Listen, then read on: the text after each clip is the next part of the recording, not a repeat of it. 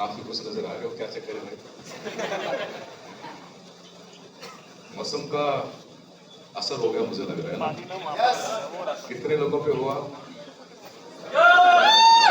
मौसम का असर सब पे नहीं हुआ। चलो, अगेन मेरी तरफ से आप सभी लोगों को नमस्कार। वैसे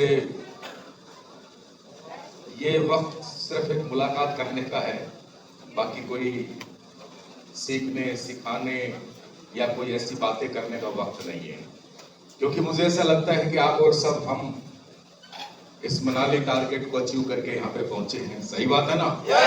और ये 3 रात 4 दिन एंजॉय करने के लिए आए। सही है? एंजॉय कर रहे हैं आप लोग? सारे लोग कर रहे हैं ना? कैसा फील कर रहे हैं? बढ़िया फील कर रहे हैं? चलो ठीक है, मैं भी आया हूँ, अभी कल ही आया हूँ, अभी 2-3 दिन आनंद ले गए यहाँ पे। तो सबसे पहले तो मैं आप सभी लोगों को, जितने भी लोग मनाली टारगेट को अचीव करके आए हैं, उन तमाम लोगों को, कुछ और भी लोग आएंगे, हो सकता है कुछ पहले भी आके गए होंगे, उन सभी लोगों को इस मनाली टारगेट की जीत के लिए, या आप लोगों ने ये जीत हासिल की है, आप लोग विजेता हैं, जीत करके यहाँ पे पहुंचे हैं, तो मेरी तरफ से आप तमाम लोगों को ढेर सारी शुभकामनाएं।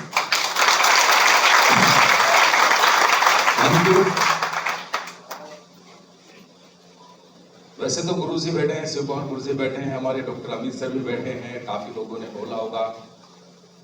2 मिनट में भी आप लोगों के सामने ये कभी कभी मुलाकात होती है, तो 2 मिनट थोड़ी सी मैं भी बात करना चाहूंगा। कैसा फील कर रहे हैं कि आज जो मनाली टारगेट हम जीत करके आए हैं, काफी लोगों ने बातचीत की होगी, आप लोगों को पता ही है कि ये टारगेट जीतना एसपी ये बड़ी बात नहीं है। सबसे बड़ी बात ये है कि लाखों की भीड़ में से आप लोग, मैं ये बोल सकता हूं कि AWPL के अंदर कितने सारे लोग काम कर रहे होंगे। सही है ना? कितने सारे लोग काम कर रहे होंगे, कितने लोगों ने ये सोचा भी होगा कि मुझे टारगेट अचीव करना, मनाली जाना है। और कुछ लोगों ने तो सोचा भी नहीं होगा, कुछ लोगों ने सोचा होगा, लेकिन ये मैं बोल सकता हूँ आप लोगों ने सोचा भी है और वो करके भी दिखाया है। तो लाखों की भीड़ में से चंद लोग अगर यहाँ पे पहुंचते हैं जिस टारगेट को क्वालिफाई करके, मैं बोल सकता हूँ ये बहुत बड़ी बात है, ये बहुत बड़ी बात है। तो क्या लगता है कि ये जीत हमेशा होनी चाहिए कि नहीं होनी चाहिए? होनी चाहिए। तो दोस्त, मेरा नाम नसीम खान है, कुछ लोग जानते होंगे, हो सकता कुछ पहली बार मिल रहे होंगे या पहली बार मुलाकात हुई। हरियाणा से हूँ मैं, बिल्कुल अभी फिलहाल मैं राजस्थान में रहता हूँ। मेरा बैकग्राउंड जो आर्मी से रहा हुआ है, मैंने आर्मी में जॉब किया है, और जॉब के बाद जब रिटायरमेंट आया तो मैंने यहाँ पे AWPL में मेरा डिसीजन हुआ, मुझे यहाँ आने का मौका मिला, और पिछले लगभग 9 साल से मैं AWPL में हूँ, लगातार काम कर रहा हूँ। मेरे दोस्त, मेरी जो शुरुआत थी, मैं बोल सकता हूँ कि जब मैं आर्मी से आया तो मेरे पास कुछ नहीं था। रिटायरमेंट लेके आए, मेरे पास 12,000 रुपए पेंशन थी। कुछ लोग सोच रहे होंगे यार ये बातें जो है ना, यहाँ पर भी आने के बाद छोड़ते नहीं, अप्लाई कहीं कहीं पहुंच ही जाते हैं लास्ट में। जब मैं रिटायरमेंट लेके आया तो 12,000 रुपए पेंशन थी, मेरे पास कुछ भी नहीं था, ना मेरे पास बैंक बैलेंस था, ना मेरे घर का कोई मकान था। बस मैं बच्चों को पढ़ा रहा था झुंझुनू में, राजस्थान में आकर के, और कोई साथ साथ में दूसरा काम कर रहा था। मैं यूं बोल सकता हूँ एक रोजी रोटी मेरी फिर से चल रही थी। और जैसे तैसे करके आर्मी से आने के बाद मेरे 3 साल गुजर गए। जैसे 3 साल गुजरे तो 9 साल पहले मुझे AWPL में आने का मौका मिला। तो मैं AWPL में आया, मैंने डिसीजन लिया, काम की शुरुआत की। और मैं बोल सकता हूं कि आप में से बहुत सारे फ्रेशर भी आज बैठे होंगे टारगेट अचीव करके, जिनका गोल्ड प्लेटिनम लेवल हुआ का, कुछ एमराल्ड टोपाज, हर लेवल के लोग बैठे होंगे। लेकिन मैं आपको विश्वास दिलाना चाहता हूं, जितने भी लोग यहाँ मुझे सुन रहे हैं, मेरी जिस दिन शुरुआत हुई थी वो भी मेरी फ्रेशर के साथ हुई थी। जैसे सभी लोग करते हैं, 100 SP का प्रोडक्ट लेकर के शुरुआत करते हैं, मैंने भी ऐसे ही शुरुआत की थी, उसी 100 SP के प्रोडक्ट से लेकर के, और एक दिन मैं भी ब्रॉन्ज बना था। और ब्रॉन्ज के बाद ये सिलसिला जारी रहा, और चलते चलते विश्वास के साथ काम करते चले गए। आज इस 9 साल में रॉयल एम्बेसडर यानी कंपनी के 16 लेवल कंप्लीट हुए। अचीवमेंट आप लोगों को सबको पता ही है मेरे दोस्त कि आज यहाँ पर सारी अचीवमेंट मिली है, हमारे लिए बहुत बड़ी बात है। गाड़ियां भी है बड़ी बड़ी, मकान भी बन चुके हैं, सब कुछ मिल गया। मतलब मैं ये बोल सकता हूँ एंड तो किसी चीज का होता नहीं है शायद, है ना। एंड भूख तो कभी अलग बात है, लेकिन एक आम आदमी की जिंदगी में मैंने सुना था कि एक अच्छी सी जिंदगी जीने के लिए अगर 15-20 करोड़ रुपए आ जाते हैं तो भी बहुत बड़ी बात है। हाँ, ये जरूर है कि अब सपने और बड़े हो गए, अब तो 100 करोड़ नहीं 500 करोड़ के सपने हो गए, अब तो बड़े बड़े सपने हो रहे हैं। लेकिन उस समय ऐसा लगता था कि 15-20 करोड़ रुपए आ जाएंगे तो जिंदगी बढ़िया से चल जाएगी। तो वहां तक भी हम पहुंच गए। लेकिन मेरे दोस्त, मैं आपको इतना ही कहना चाहता हूं, किसको भरोसा होता है किसको नहीं। क्या लगता है आप लोगों को कि ये सब होना चाहिए कि नहीं होना चाहिए? होना चाहिए ना। बट ये पॉसिबल कैसे होगा, कैसे हो पाएगा? पहुंचना चाहते हो ना आप लोग भी? कैसे पॉसिबल होगा?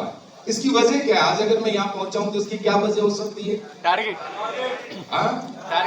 नहीं मेरे दोस्त, टारगेट, नॉलेज किसने बोला? मैं तो 10 पढ़ा लिखा रिटायर फौजी हूँ। डॉक्टर साहब बैठे हैं सर, ये तो एक अलग बात है। मैं तो एक अनपढ़ आदमी हूँ ना भाई। 10 पढ़ा लिखे का कोई है क्या कोई लेवल? अनपढ़ जैसा ही होता है फौजी आदमी। मेरे दोस्त, ये भी एक विश्वास करने वाली बात है। आज विश्वास लेके जाना, एक 10 बड़ा रिटायर फौजी कंपनी के 16 लेवल करके अगर 20 करोड़ कमा सकता है, रेंज रोड जैसी गाड़ी चला सकता है, तो वहां पे हर शख्स आ सकता है। उसके पीछे एक ही पावर है। और मैं बोलता हूं सबको आंख, मतलब अपने बोलते ना अंतरात्मा से, मतलब एक बहुत सच्चाई से उसका शुक्रिया अदा करना चाहिए।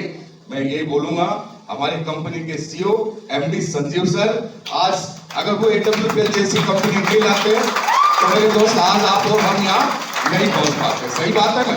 तो मेरे जैसे कौन पूछता? अगर मैं यहाँ पहुंचा हूं तो AWPL जैसा प्लेटफॉर्म मेरी जिंदगी में मिलना, ये बहुत बड़ी बात है। तो हम सब शुक्रगुजार हैं संजीव सर के, जिन्होंने इतना दमदार प्लेटफॉर्म दिया। मेरे दोस्त, वो बोलते हैं कि हाँ, यहाँ पे कुछ होने के बाद जरूर लोग बोलते हैं मेरा बड़ा सपना था। दोस्त, हमारे इतने बड़े सपने नहीं थे। दुबई घूमेंगे, स्विट्जरलैंड, मालदीव, सिंगापुर, मलेशिया, कभी गोवा, कभी मनाली, कभी टूरों पे रहते, ये सोचा नहीं था। ये जो दे पाई। देखिए, हिंदुस्तान में डायरेक्ट सेलिंग में बहुत सारी कंपनियां, मैं किसी के बारे में ऐसा नहीं बोलूंगा, लेकिन मेरे दोस्त जो AWPL ने किया है ना, वो डिफरेंट है, सब कुछ हटके किया है। पूरी दुनिया दिखा के घुमा करके बहुत ही कम टाइम के अंदर। बस मैं इतना ही कहना चाहूंगा, मुझे कुछ समय पहले मिला था, आपको अभी मिली है। विश्वास करना और विश्वास के साथ काम करना। और सबसे बड़ी बात यह है मेरे दोस्त, प्लेटफॉर्म के साथ साथ आज आप लोग जितने भी टारगेट को क्वालिफाई करके आए हैं, मैं हमेशा बोलता हूं इसके पीछे दूसरी जो ताकत है, और हर इंसान के, हर अपलाइन के मुंह से आपने सुना होगा, और ये बड़ी कॉमन बात हो चुकी है कि प्लेटफॉर्म डायरेक्ट सेलिंग में प्लेटफॉर्म की वजह से, अपलाइन की वजह से, प्लेटफॉर्म की वजह से, अपलाइन की वजह से। लेकिन अगर सक्सेस में अगर ये हमारी लाइफ में दोनों चीज हट जाएं तो हम कहां होंगे? कहीं होंगे क्या? भाई अपलाइन भी हमारे से हट जाए और ये इंडस्ट्री भी हमसे हट जाए तो फिर हम कहां रहेंगे? यानी सबसे बड़ा रोल है वो प्लेटफॉर्म का और अपलाइन का। तो मैं इतना ही कहना चाहूंगा, एक बार जीत के आना बड़ी बात नहीं है, और कामयाब होना चाहते हो और बार बार जीतना चाहते हो तो मेरे दोस्त अपने अपलाइन को रिगार्ड्स देना और उनके डायरेक्शन में चलना। आज मैं यहाँ पहुंचा हूं, मेरे में कुछ नहीं था। मेरे जो अपलाइन है, महागुरु जी, हम सबके महागुरु जी mister Mahipal sir, Shiv Kumar sir, जिनकी मुझे गाइडलाइन मिली, और उनकी गाइडलाइन की वजह से मैं यहाँ पहुंचा हूं। मैं अपनी बात कर रहा हूं, मैं यहाँ पहुंचा हूं। अगर आप भी पहुंचना चाहते हो तो बिल्कुल भी अपने अपलाइन की डायरेक्शन को कभी भी इग्नोर मत करना, उनकी डायरेक्शन में, सही डायरेक्शन में काम करना।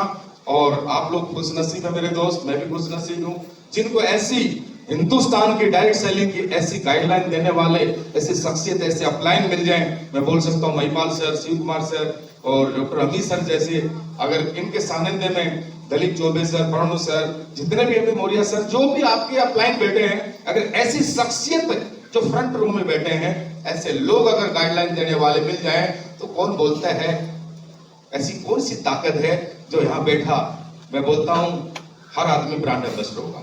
बस ये करते रहना और हमेशा टारगेट जीतते रहना।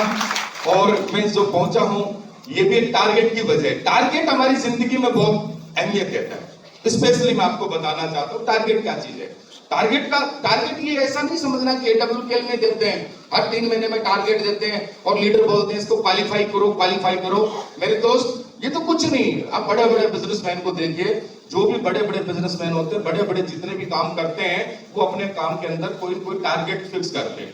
यानी किसी भी काम का समय निर्धारित करना। टारगेट का मतलब समझते हो ना, हम जिस टास्क को कर रहे हैं, जिस काम को कर रहे हैं, उस समय को निर्धारित, यानी इस काम को इतने टाइम में करना है और विनर वो होता है दिए हुए टाइम उस काम को कंप्लीट कर जाए।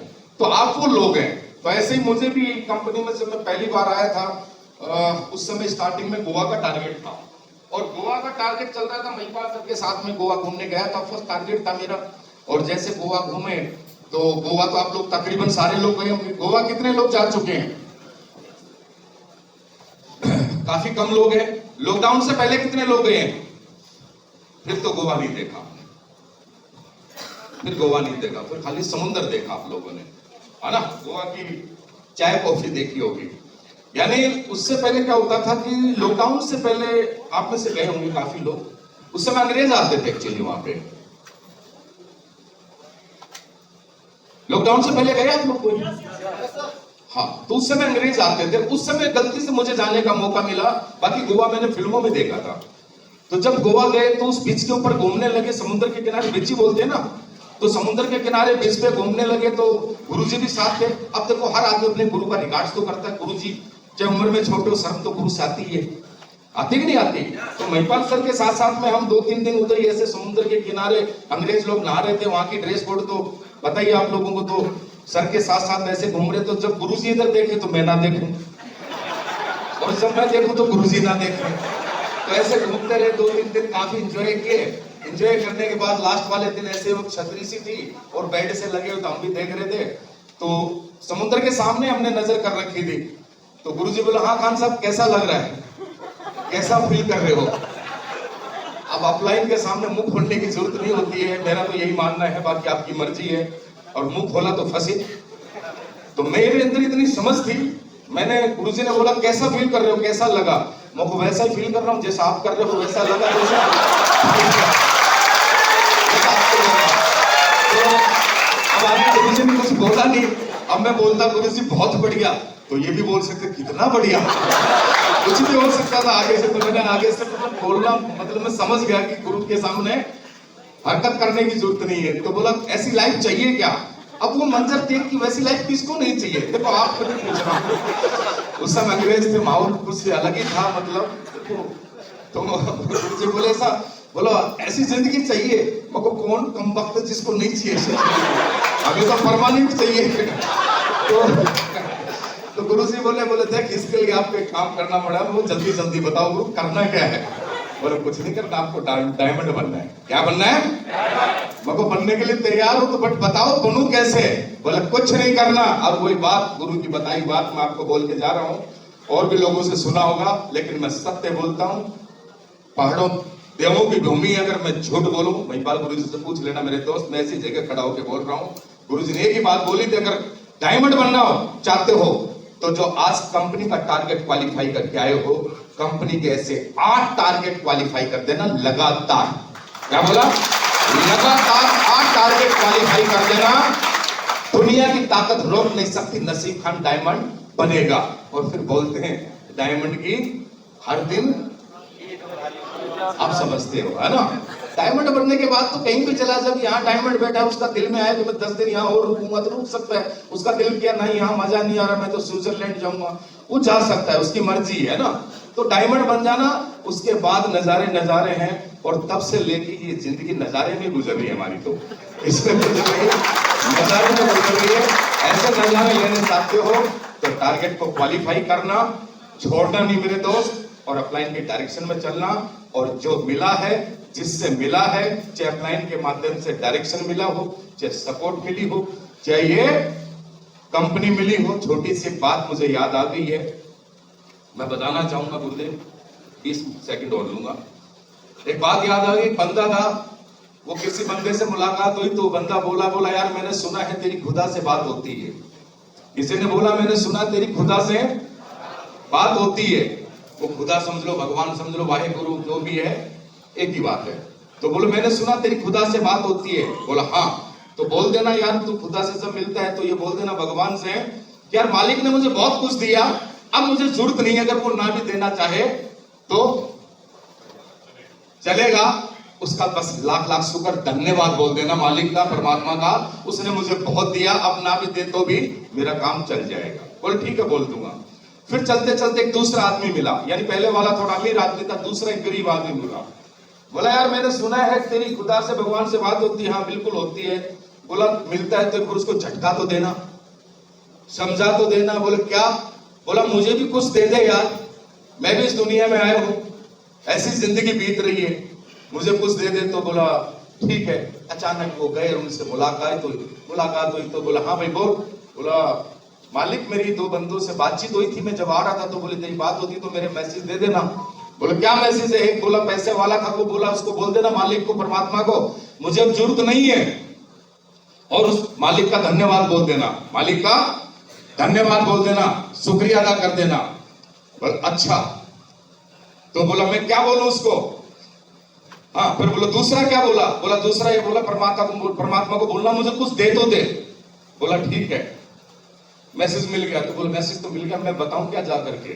बोलो दोनों को एक बात बोल देना, जिसके पास सब कुछ है उसको ये बोल देना परमात्मा ने, भगवान ने, खुदा ने ये बोला है मैं देना बंद नहीं कर सकता, मैं देना, जिसको वो दे रहा था उसके लिए मैसेज दिया, उसको बोल देना मैं देना बंद नहीं कर सकता।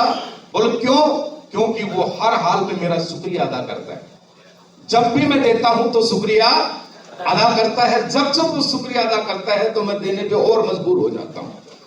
और जिसको नहीं दिया उसको ये बोल देना कि आज के बाद शुक्रिया अदा शुरू कर दे, मैं देना शुरू कर दूंगा।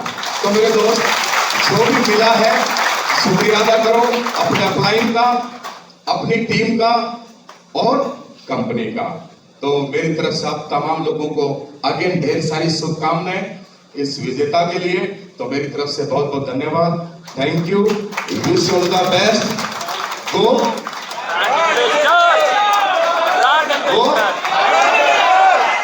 Abu Dhabi